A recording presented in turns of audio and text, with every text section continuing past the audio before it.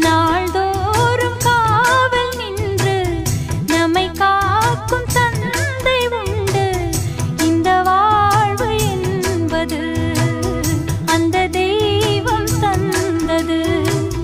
ராஜாதிராஜன் என்று பல